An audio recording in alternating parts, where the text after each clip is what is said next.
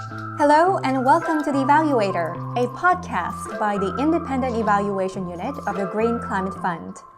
I am your host, Yeonji Kim, Communications Officer at the IEU. The IEU aims to conduct evaluations that will help make the GCF faster, smarter, and better. We are committed to collecting and producing high-quality evidence to inform policymaking within the GCF and the broader international climate finance arena that translates into better outcomes on the climate action front. The Evaluator brings you compelling insights on cutting-edge topics related to evaluation, climate action, and development, featuring experts from across the globe as well as from within the IEU. Today, I have a very special guest joining me in the studio, Dr. Jyotsna Puri, the head of the IEU, who goes by the name Joe. Appointed by the GCF Board in 2017 as the head of the IEU, Joe built the IEU from the ground up to a team of 28 members today. She worked tirelessly to ensure that the IEU conduct high-quality evidence-based evaluations that will help make the GCF faster, smarter, and better. Well, unfortunately for the IEU, the 26th meeting of the GCF Board held in August was the last GCF Board meeting that Joe attended as the head of the IEU, as she will be leaving the GCF to join the International Fund for Agricultural Development, or IFAD, in Rome. Joe's new role at IFAD will be the head of strategy and knowledge for environment, climate, nutrition, gender, and social inclusion. Welcome to the Evaluator, Joe. Thank you so much, Yeonji. Such a pleasure to be here. I'm very excited. Well, it's really sad to see you leave the GCF, but also congratulations on your new role at IFAD. Today, we would like to hear about your journey in the past 3.5 years as the first head of the Independent Evaluation Unit of the Green Climate Fund. What was it like back in 2017 when you were appointed as the head of the IEU? And you arrived in Songdo to an empty office. Yeah, it's interesting, but these past few days and the past few weeks have made me actually go down that journey to the time that I first arrived in Korea and entered a G Tower in Songdo, which is the office, as you know, of the GCF. And I had a room on the 15th floor. A single room, and that was it, and a laptop in front of me, and essentially I was told this is the Independent Evaluation Unit, no staff. Very quickly I managed to get a couple of very young interns. We have a photograph of our interns. They were again, very, very new, and but from that I think there were a few things that we learned very quickly. First, although there were terms of reference that had been approved by the board, both for the office as well as for the head. Evaluation as a function has had its tumultuous period, I think, across the world and globally. And this was definitely true also for the GCF, where I think people were suspicious of evaluation just because it was so new. And everyone thought of it as just a watchdog function, as an accountability function, and thought of it as more of a luxury than a requirement. And I think I basically then tried to put myself in their shoes as they were going along, but also to then think of how could a function like this be really useful and important for a growing organization. And that's why I think in the first 2 years at least, until now, I think I do want to keep communicating both the accountability function, which is clearly important. Is the GCF making the impacts that it's promising or not with the money that it's investing? Are its partners doing that or not? Those are big and good and necessary accountability questions. But alongside are really good learning questions. How can the GCF do something better or smarter or faster? These are, especially for a young institution and knowing that things are always going to be path dependent, unless an institution course corrects quite early on. We have found this from almost all of the Bretton Woods institutions, and I mean this with no disrespect, because I'm going to one, not least because I'm going to one, but also because once you set a certain pattern or a certain structure and processes for development, that's what you get grandfathered into.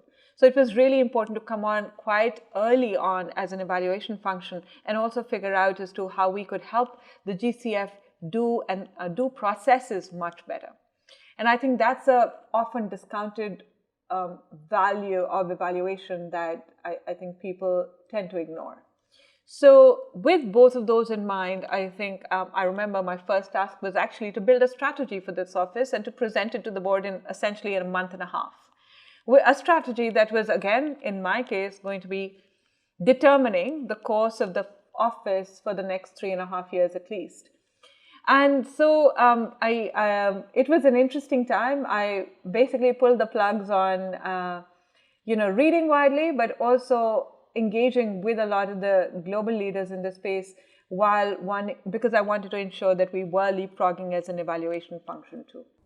I hear that the IEU faced some tough questions from the very beginning, from the board members, GCF stakeholders, but also from within the IEU itself, such as, what will the IEU evaluate?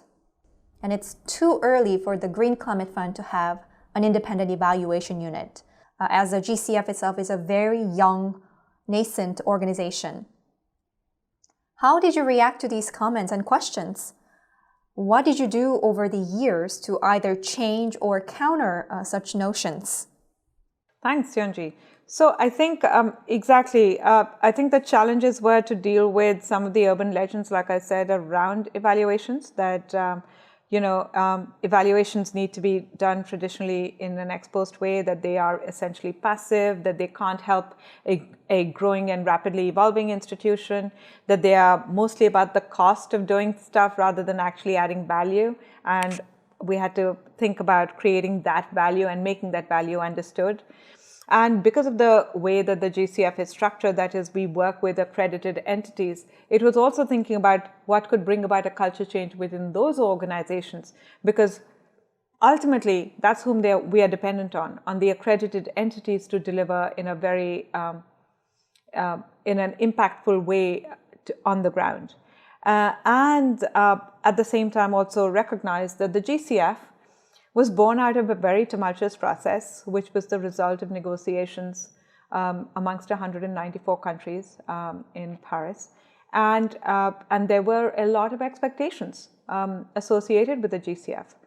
So I think we basically broke this up, and I want to say we, because as we go along, I do want to acknowledge that while, of course, I had this big vision, and of course, it was all very ambitious, on the way came along these wonderful colleagues who, so in 2017, I didn't have too many, but from 2018 basically started, and that's essentially just 2.5 years ago, started to come along many colleagues, and of course you're one of them, who have been really precious and very, very important in this entire journey. And I want to keep recognizing, the dream team that I've been working with. And yes, we've seen our own challenges as well, but overall, it's been really important to recognize that we've now achieved a lot, but a lot of it has been possible because I've had this team that has also shared the vision with me. So while I keep that as an important undertow in all of the remarks that I make, I do want to go forward and then sort of say, okay, there were two things that I wanted to think about. One was the challenge of generating trust internally. So it wasn't just the board recognized, right? And this was the question of, how within GCF, both the secretariat and the accredited entities also saw the value of evaluations. And that was important because I wasn't going to try and fight the fight of having evaluations as a function or as a product by myself. And it was clear that we needed that support. And the second one, you're absolutely right. We needed the board also to come along on that journey. And this has been a journey, I think, for all of us. So, and in that, I think one of the pathways that we thought about was, well, that for the IEU to be taken seriously, it wasn't just that the IEU was going to advocate for itself. We needed supporters and advocates and giants who were supporting us outside, who could then go and talk about, the leadership that the IEU was showing through its own innovation and through its evaluation and through its evidence.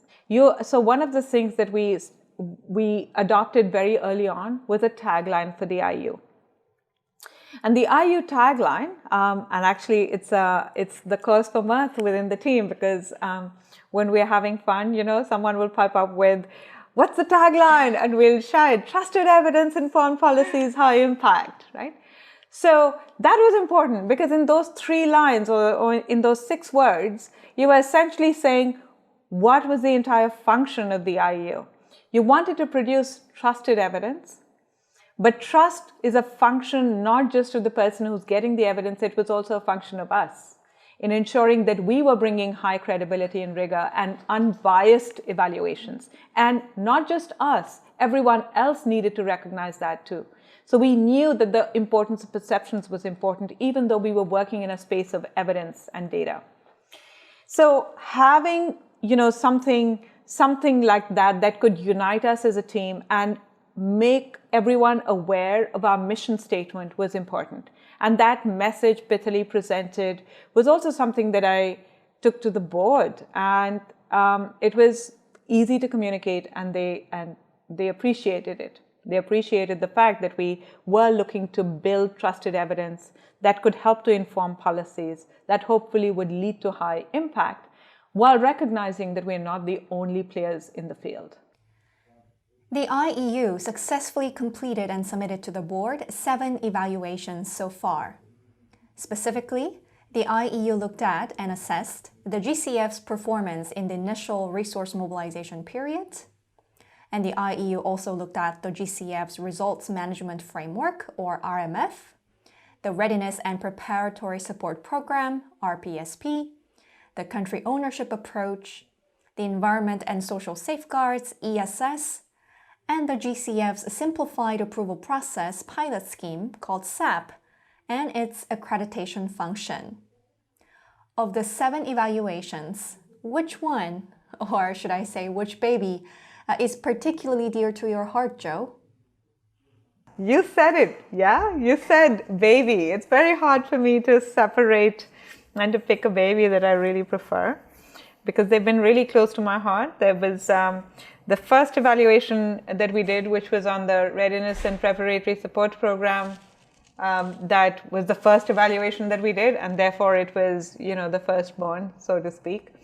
But also the Results Management Framework evaluation, where we basically took this idea to the board that although yes, there were good proposals that were coming in, what we were seeing in the evaluations was that 2/3 almost of GCF projects did not have a plan for baseline data collection, and that more than 90% of the projects that the GCF board was approving were more than likely to be overstating their impacts or likely impacts by a large margin, so that their so-called purported impacts were not credible numbers. And these have very important consequences for the reputation and the credibility of GCF as an institution, and also for the optics of the institution. And which evaluation of the 7 completed ones was most challenging? I think I have an idea of what this must have been, but please tell us. The evaluation that was the hardest, not just internally for my team and I, but it was also the hardest in terms of the timing and the overall visibility that it had, but also the importance that it had in terms of the possible impact that it was going to have, and the political situation and the context that we were in, was the forward-looking performance review. But that it was an important evaluation primarily because it was the first evaluation that we asked the board to approve, because it would help to inform the overall replenishment process. And I think for the legitimacy of the GCF, it was important to have that there to inform the replenishment process. So not only was it born out of a space which was interesting and challenging internally, but it was also placed in a context that was very complex and challenging. And we essentially delivered what is a agency-wide evaluation of the performance of the GCF in a space of less than 6 months. So not only was it logistically a huge task, an evaluation like this is undertaken by most other evaluation offices in, say, about 18 months. We did it in 6 months, and it was a Herculean task, even if I say so myself.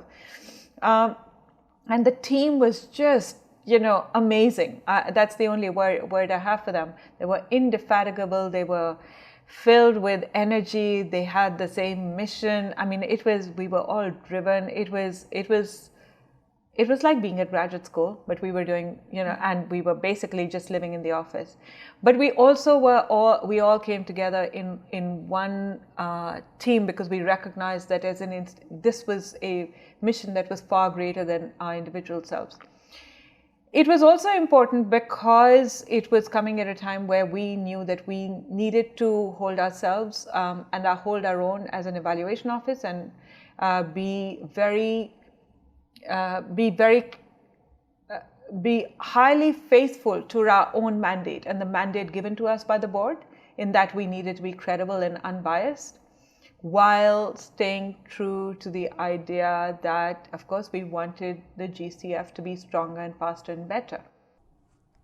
As important as the Forward-Looking Performance Review, or FPR, was to the GCF as a whole, and also to the IEU, I also know that this comprehensive evaluation of the GCF performance in its first 5 years contained some very tough messages for the GCF Board and the Secretariat.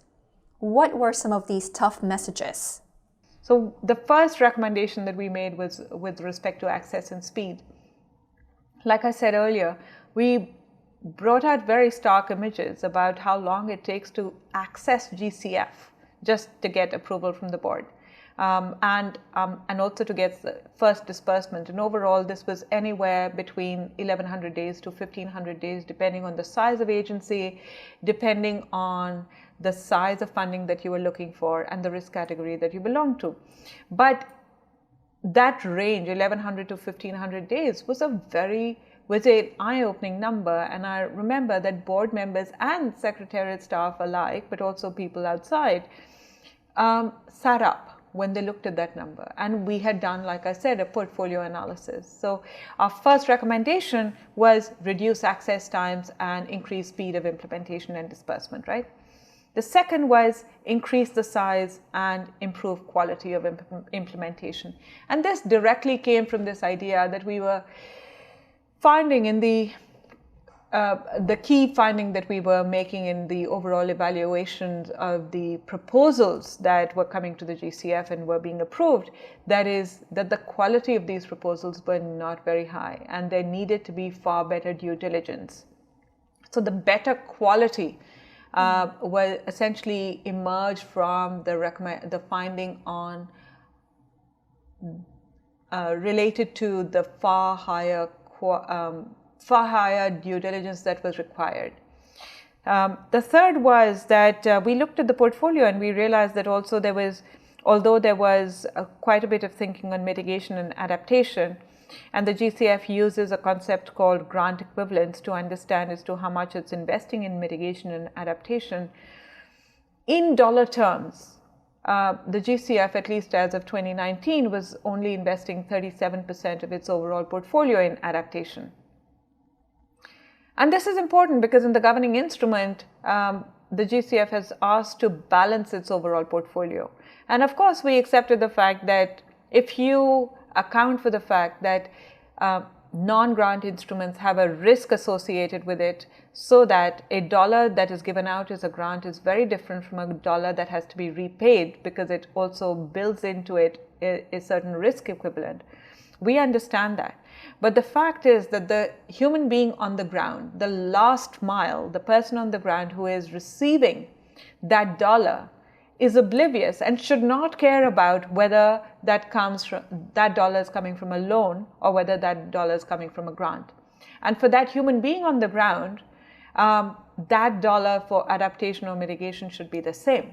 And that's the important point that we were making to the board, that the GCF has to start thinking far more about its adaptation portfolio.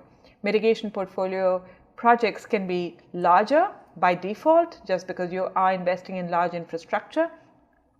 But if you really want to make a difference to people's resilience and their vulnerability levels in the current time, you have to deal with adaptation. And you have to deal with adaptation in big ways. It's not okay to come in small ways to think about how resilience can be improved.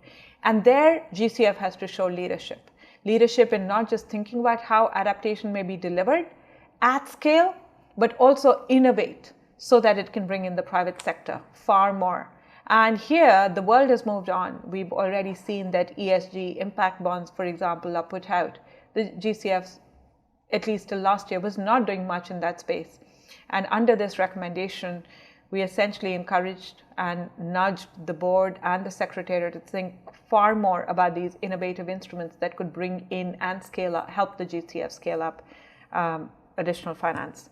And last but not least, we also made a fairly controversial recommendation about increased delegation of authority from the board to the secretariat. This within GCF circles is pretty well known, and it was controversial. It was controversial because there were different schools of thought, and there continue to be different schools of thought within the system, many of who think that the secretariat is not old enough to undertake implementation and is not mature enough, and others who think that it is a sine qua non, that this additional delegation of authority is a sine qua non for an institution at this point if it wants to grow in different ways and be innovative and be responsible. Our evaluation came out in a very strong way to essentially recommend to the board that increased delegation was required. If the GCF board is asking increased accountability and responsibility from the secretariat, then it must give it increased authority. As many folks who are maybe listening to this may realize, this was controversial because, again, different schools of thoughts existed. Thank you for that.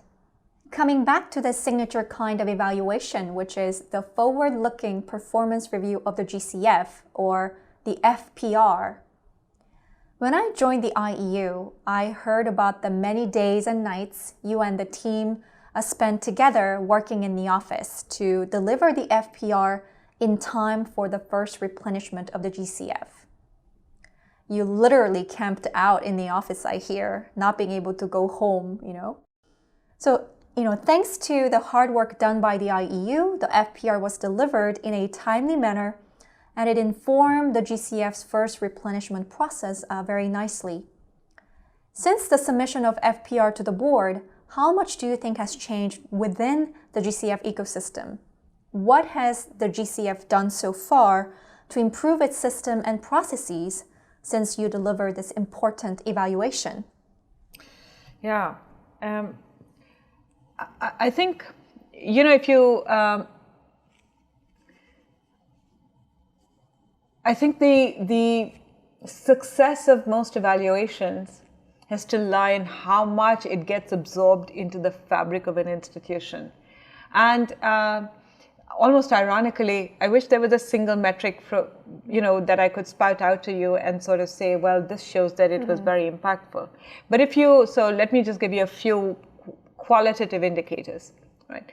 One is the fact that after the evaluation, and many contributors also came up and talked to me and to my team directly about what we were finding in terms of different aspects and processes of the GCF, just so that they could think a little bit differently about the GCF.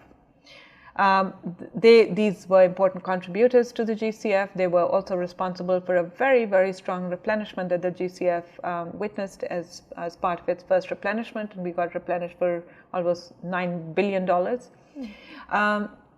The second is the fact that in the updated strategic plan, almost every incarnation of the updated strategic plan for the GCF that is going to guide GCF strategy between 2020 and 2023, what we're seeing is that almost every element of this forward-looking performance review has been included in the updated strategic plan.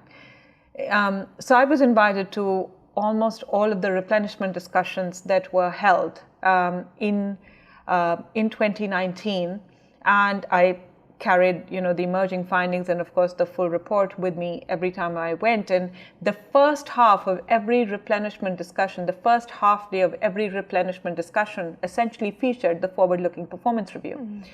And to its credit, there were a whole lot of potential replenishers and potential contributors sitting around listening to what were very strong messages coming from the forward-looking performance review. And it was quite amazing to actually see how much interest it generated, but also how much credibility and strength it gave to the overall vision of GCF, because people appreciated that here was an institution that was not afraid to learn, and not afraid to learn in an open way. That then Yannick Lemarck, who is the current executive director of the Secretariat, had just joined the Secretariat as the executive director in April, I think, of 2019. And Yannick, I think, opened a lot of his sessions with, I'm holding the FPR in my hand, and I read it at least 2 or 3 times, and every time I read it, I discover something different, right? And so I think it's really the fabric of the conversations and the form of dialogue that changed when we brought out the forward-looking performance review. And again, it's credit, I think, to the remarkable staff that the GCF has, because they're all really dedicated to learning and wanting to understand as to how we can do this better. It's great to hear that the executive director of the GCF referred to the FPR quite often, and also the GCF Secretariat takes gracefully these important lessons coming out of the FPR. The FPR was acknowledged and utilized in climate finance negotiations at the 25th Conference of the Parties to the United Nations Framework Convention on Climate Change. Specifically, a paragraph 2I of the COP decision 12/CP25 specifically says, COP welcomes the forward-looking performance review of the GCF. The FPR was instrumental in providing the technical input that was needed to guide the COP negotiations on matters relating to the Green Climate Fund, which is an operating entity of the financial mechanism of the UN Climate Change Convention. Also, I want to highlight that the IEU was acknowledged and appreciated by several board members at the 26th meeting of the board, because the IEU has really done a tremendous work under Joe's leadership, not just with the FPR, but with all other evaluations and the IEU's work to support learning and capacity building within the GCF ecosystem, but also in the larger climate finance arena. The board's acknowledgement of the IEU's work at B26, I believe, is a living testimony that the GCF board and stakeholders are seeing the value of IEU's evaluations. Well, due to time constraints, we would need to conclude our conversation here, but I am very happy to announce that Joe will be with us for another episode of The Evaluator. So be sure to tune in and join us for another great episode with Dr. Jyotsna Puri, the head of the IEU. Remember to tweet your thoughts about the show at GCF_eval with the hashtag #TheEvaluator. That's all for now. Thank you very much for listening. Signing off from the IEU headquarters in Songdo, Republic of Korea.